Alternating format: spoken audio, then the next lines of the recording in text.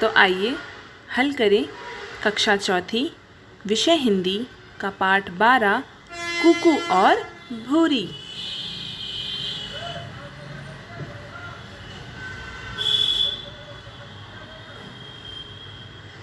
शब्दार्थ: खूबसूरत, सुंदर, थिरकना, नाचना, नोक झोंक, परस्पर की छेड़छाड़।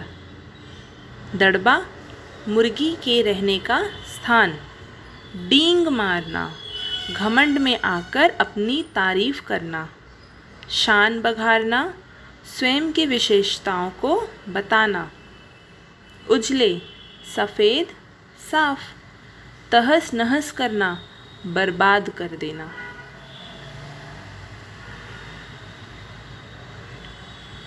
प्रश्न और अभ्यास। प्रश्न 1। इस पाठ में एक कुत्ते का भी उल्लेख है, तुम उसको क्या नाम देना चाहोगे? उत्तर: हम उस कुत्ते का नाम गब्बर रखेंगे। प्रश्न 2। दोनों मुर्गियां किस प्रकार अपनी अपनी प्रशंसा कर रही थी? उत्तर: दोनों मुर्गियां अपने अंडों की खूबसूरती की बात बताकर अपनी प्रशंसा कर रही थी कि मेरा अंडा ज़्यादा सुंदर है, बड़ा साफ है, बड़ा चिकना है ना। तो उनकी विशेषताएं बता बता कर तारीफ कर रही थी। प्रश्न 3। कुत्ते को दड़बे पर आक्रमण करने का कब मौका मिला? उत्तर: जब दोनों मुर्गियां आपस में झगड़ा कर रही थी, तब कुत्ते को दड़बे पर आक्रमण करने का मौका मिला।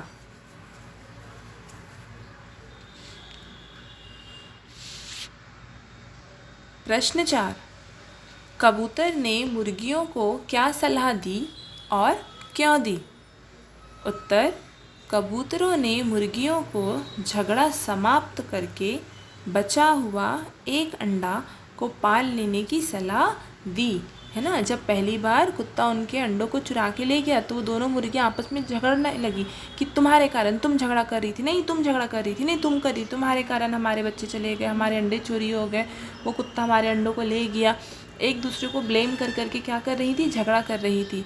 तभी पास बैठे कबूतर आए और उन्होंने उनसे कहा कि अब झगड़ा करने का कोई लाभ नहीं, अब तो समझो, अब तो झगड़ा बंद करो और एक दूसरे के साथ प्रेम से रहो, और ये जो एक अंडा है इसे दोनों मिलकर ही पालो, उस पर बैठो, उसको गर्म करो, वरना वो अंडा भी क्या हो जाएगा? खराब हो जाएगा। अगला प्रश्न 5। दोनों मुर्गियों में अंत में कैसे दोस्ती हो गई? उत्तर: जब कुत्ते से अंडे को बचाने के लिए दोनों मुर्गियों ने जान की बाजी लगा दी, तभी से दोनों के बीच दोस्ती हो गई।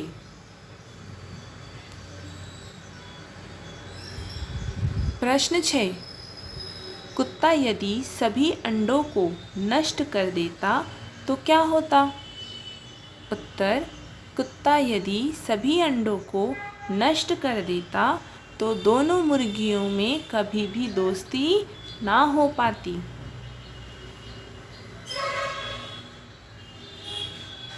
प्रश्न 7।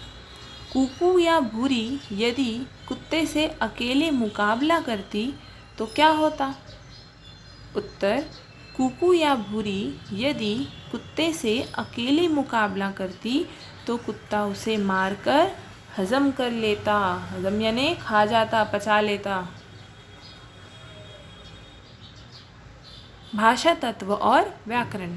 नीचे लिखे मुहावरों के अर्थ लिखो एवं वाक्यों में प्रयोग करो। पहला, डींग मारना, सेखी मारना। वाक्य: दोनों मुर्गियों को डींग मारने का शौक था।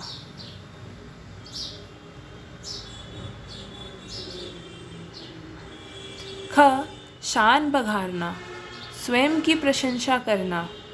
वाक्य: दोनों मुर्गियां अपनी शान बघारते रहती थी। ग, तहस नहस कर देना। नष्ट करना। वाक्य कुत्ते ने मुर्गियों के दबड़े को तहस नहस कर दिया।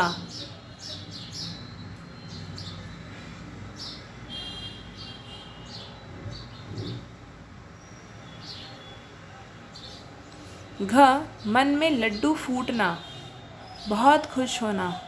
वाक्य चूजे को देखकर कुकू के मन में लड्डू फूटने लगे। प्रश्न 2, ऐसे शब्द लिखो जिनकी मात्रा बदलने पर अर्थ बदल जाता है। जैसे दिन का दीन हो जाता है यानी गरीब, कुटी कुटी, हरी हरी, किला किला।